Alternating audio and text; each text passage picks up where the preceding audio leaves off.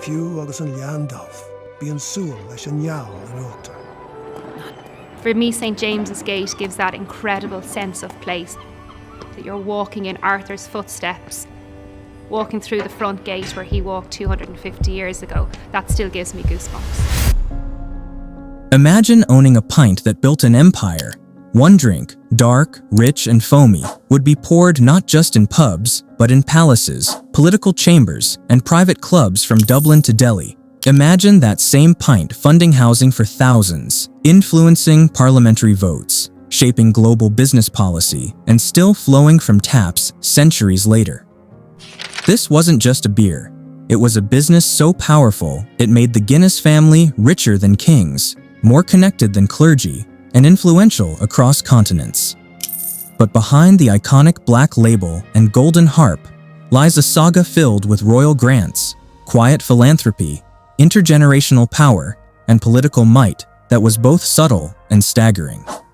Because long before Guinness became a household name, before it sponsored sports teams or lit up Times Square, it was the calculated legacy of one man and his dynasty. This is the untold story of the Guinness family. From yeast to yachts, from brewing barrels to Brexit briefings. A family that didn't just make a drink, but made history.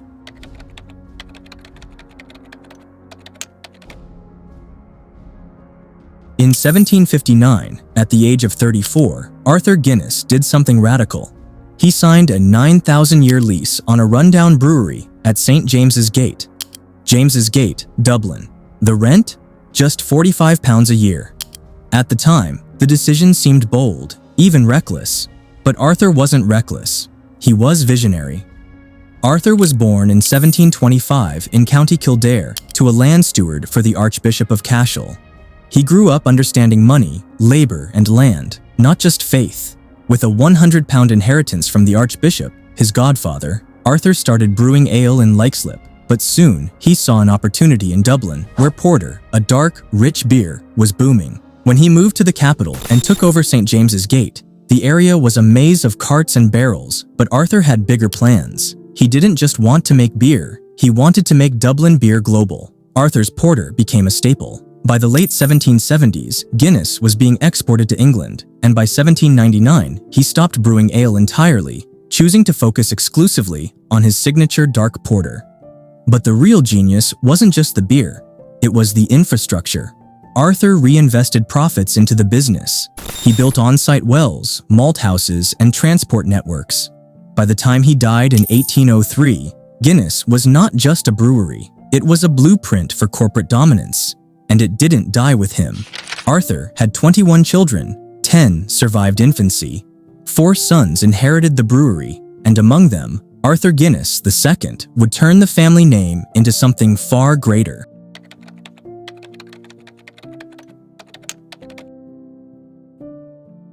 When Arthur Guinness II took over after his father's death, the brewery had strong local momentum. But Arthur II wasn't interested in just running his father's business. He wanted scale. Under his leadership, the 19th century became the Guinness century.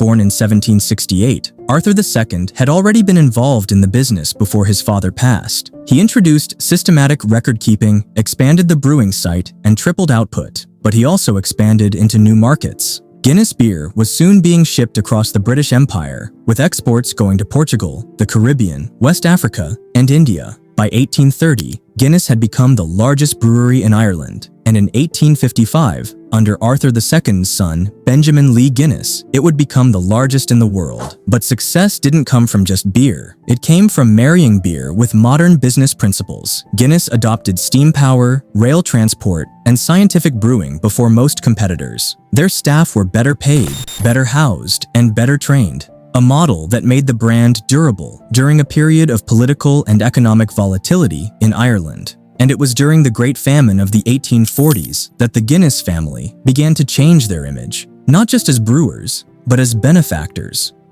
Quiet philanthropy became a core value of the Guinness DNA. Unlike the flashy givers of London or Paris, the Guinnesses gave anonymously, funding soup kitchens, schools, hospitals, and work programs. They weren't just making a product, they were shaping a society. By the time Arthur II died in 1855, Guinness had become synonymous not just with beer, but with powerful compassion.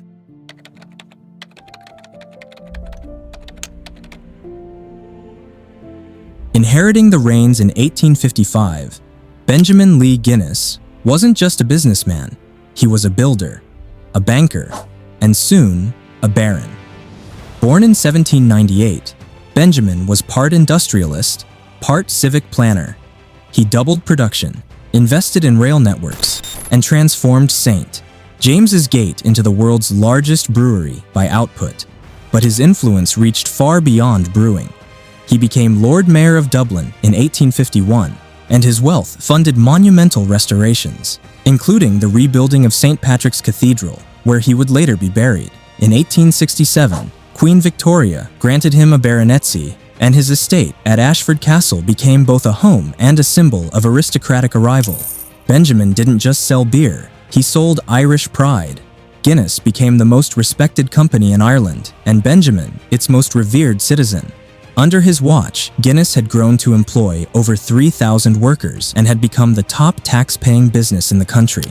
His decision to float Guinness on the London Stock Exchange allowed for generational wealth that made the family one of Europe's richest dynasties. He died in 1868, but left behind something bigger than business, a Guinness name that meant stability, vision, and high society.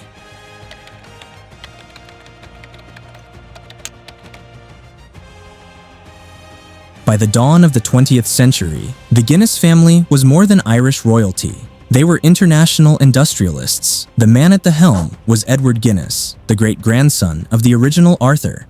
Born in 1847, Edward brought with him not just a sharp business mind, but a grand ambition to globalize the Guinness brand. In 1886, under Edward's leadership, Guinness became a public company listed on the London Stock Exchange. It was a bold step that opened Guinness to external investors while still keeping control squarely in family hands.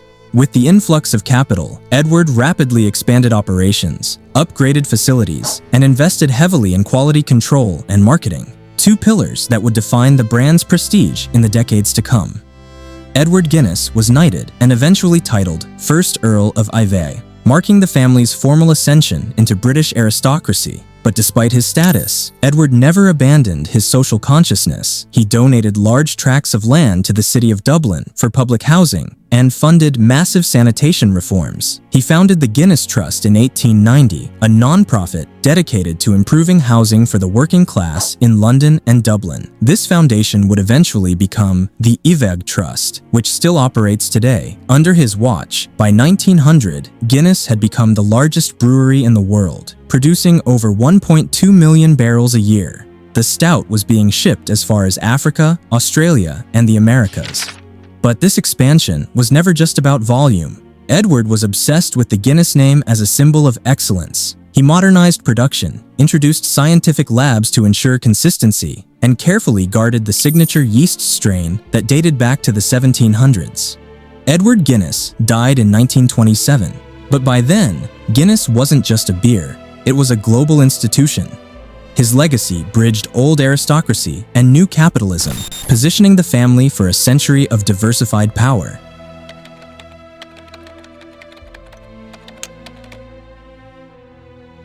As Europe stumbled toward war in the 1930s, the Guinness family faced the enormous challenge of maintaining relevance, profitability, and identity in a time of profound upheaval. It was a test of both logistics and loyalty, and they passed it with precision.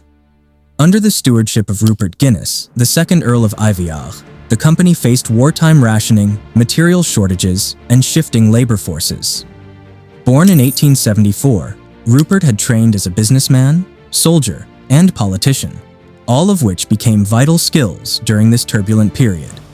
The outbreak of World War II in 1939 tested every industry in Britain and Ireland, including Guinness. Export markets shrank, materials were rationed, and staff were conscripted into military service. But Guinness held firm. Through strategic foresight, the company had stockpiled critical ingredients and pivoted to meet changing demands. Domestic supply chains were secured, and Guinness even provided support for Allied troops, including morale-boosting shipments of Stout to soldiers abroad.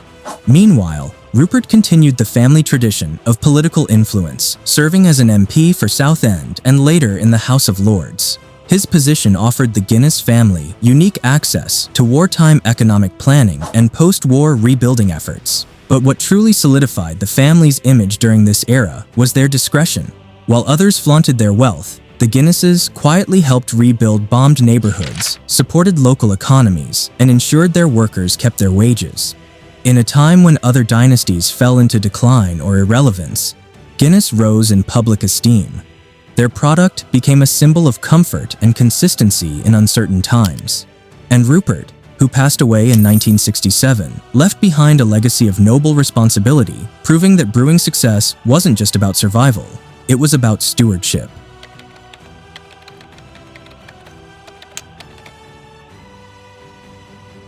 In the aftermath of World War II, the world was rebuilding, and Guinness was poised to help lead that economic revival. With production facilities intact, a loyal workforce, and a reputation for excellence, Guinness expanded faster than almost any family-run business in the Western Hemisphere. The key figure of this boom was Arthur Guinness, 3rd Earl of Iveagh, a reserved but business-savvy heir who embraced modernization with gusto. By 1950, Guinness beer was being exported to over 120 countries, and breweries were being established overseas in places like Nigeria and Malaysia, laying the groundwork for Guinness's dominance in the African market. This era marked a critical shift. Guinness was no longer just an Irish product. It was a global commodity. The company began to adapt its branding for different cultures and developed local supply chains to ensure freshness and efficiency. What didn't change was the product itself. The Stout remained rooted in its original 18th century formula, symbolizing continuity in a rapidly changing world. At home, the Guinness family retained their role as social benefactors. They were deeply involved in urban development projects, particularly in Dublin, where the Iveagh Trust built housing for thousands of low-income families. But they also began stepping into quieter, more strategic forms of influence, including investments in financial institutions, property developments, and think tanks. The family's impact on politics, while often understated, was undeniable. Several members held seats in the House of Lords, advised British prime ministers, and participated in early post-war economic committees that shaped the European Recovery Plan and British Commonwealth relations. By 1960, Guinness wasn't just the world's most famous stout, it was a cultural anchor, a soft power symbol of Ireland and Britain's economic interdependence.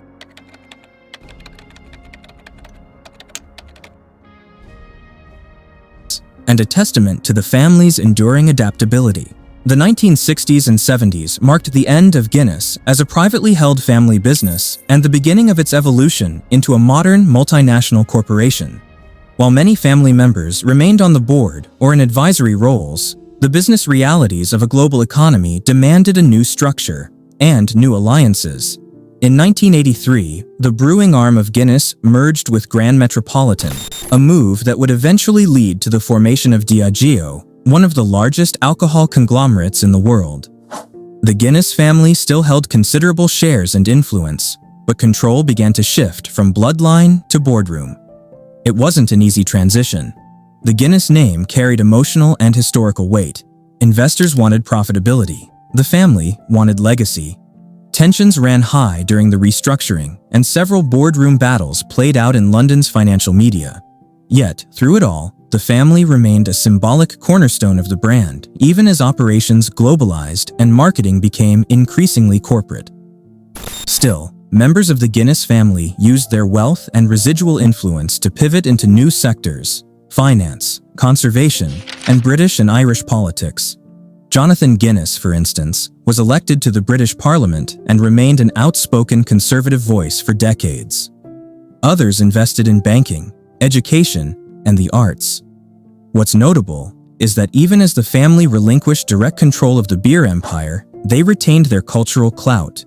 Their philanthropic arms, particularly the Guinness Partnership and the Iveagh Trust, continued to operate as some of the UK and Ireland's most respected housing organizations. By the end of this era, the Guinness family had effectively transformed from brewing moguls into strategic influencers, keeping their name alive not just on beer labels, but on policy papers, charity plaques, and parliamentary rosters.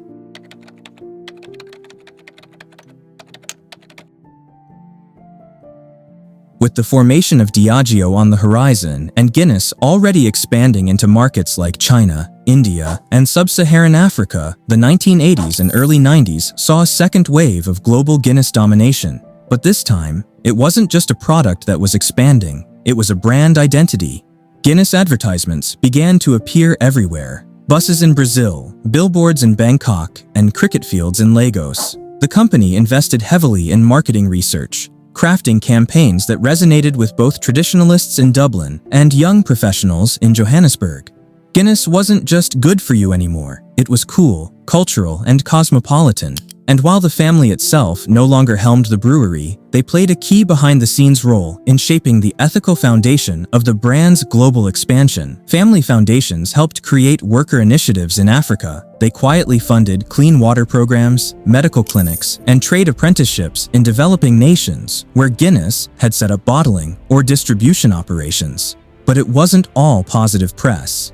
The late 1980s brought the Guinness share trading fraud scandal, one of the most infamous financial controversies in UK history. Senior executives at Guinness were caught manipulating share prices during the takeover of Distillers Company. Though no direct family member was implicated, the scandal deeply affected the brand's reputation and led to a public reckoning about corporate ethics, particularly in legacy companies. By the time the dust settled in the early 90s, Guinness was no longer just a brewery.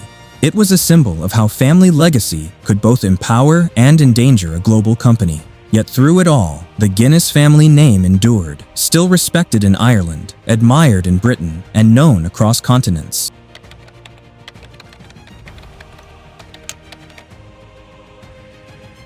As the 20th century closed, the Guinness family increasingly turned their attention toward politics, policy, and power. They had long been influential behind the scenes, donating to campaigns, sitting on advisory panels, and joining royal commissions. But now, members of the family were stepping into elected office and public roles. Jonathan Guinness, also known as Lord Moyne, had already served as a Conservative MP in the UK Parliament.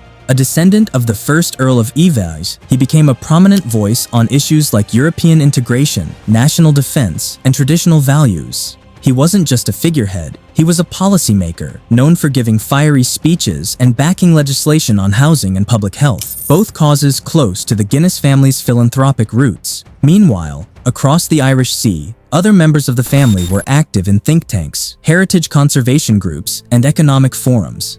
They served as trustees for major universities, helped draft position papers for European Union policy, and quietly shaped the agenda on issues ranging from urban planning to global trade ethics. The Guinness name carried weight, not just in pubs, but in Parliament, and the family knew how to wield it. With multiple honorary degrees, royal honors, and global networks, the Guinnesses became ambassadors without title, operating at the intersection of diplomacy, philanthropy, and capitalism. Their approach was never loud. It was methodical, elite, and effective. While modern aristocrats dabbled in real estate and celebrity, the Guinnesses became institutional power brokers, still tied to beer, yes, but increasingly tied to policy.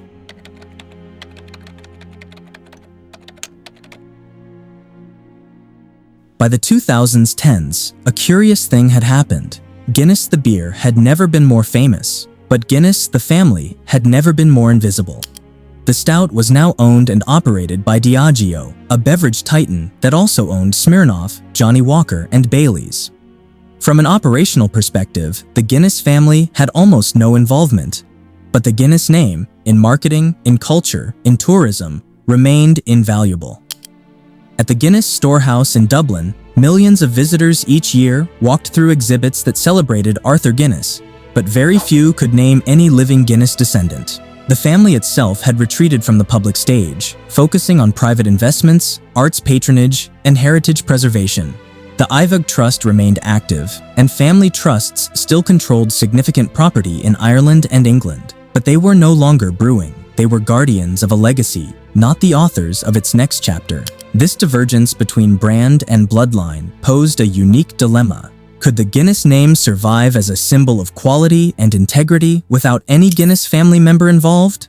Would the brand retain its authenticity if it were just another cog in a corporate machine? Diageo worked hard to maintain the mythos. Advertising still featured old brewing methods. The harp logo and black and gold label were untouched. Guinness still ran charity programs and public health initiatives, often in honor of the family's legacy.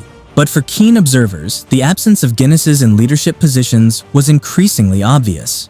The story of Guinness had reached a turning point, where legacy met logistics and tradition faced the realities of 21st century branding.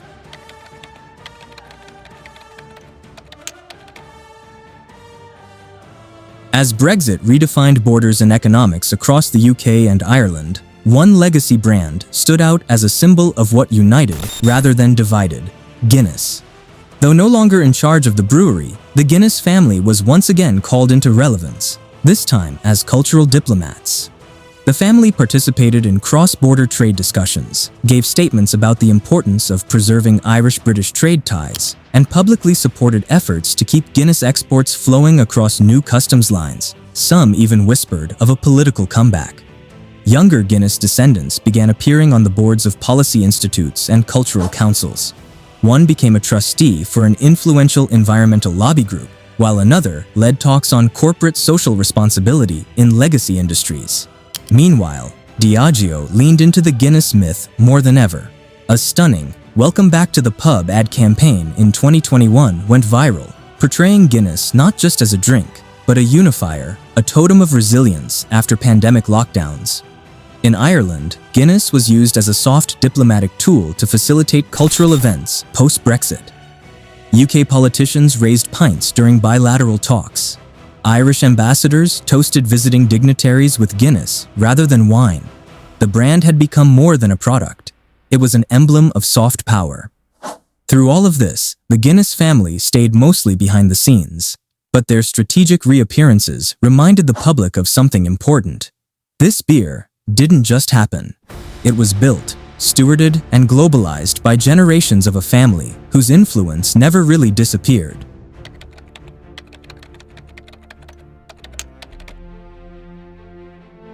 Today, if you walk through Dublin's Liberties District, you'll see tourists queuing for the Guinness storehouse, toasting with pints of stout under the shadow of Arthur Guinness's signature. But what most don't see are the long, quiet threads that still tie the Guinness family to every drop poured. They don't run the brewery anymore. They don't sign the checks or approve the ad campaigns. But the Guinness legacy of excellence, dignity, and strategy still defines the brand. And in a world that's increasingly fast, loud, and superficial, the Guinness family remains a model of old power done right, silent, effective, enduring. Their political influence, while less visible, still pulses in the background of policy think tanks, heritage commissions, and philanthropic ventures. They continue to fund housing, support education, and shape culture, just not under flashing lights. In many ways, the Guinnesses have achieved what few dynasties can.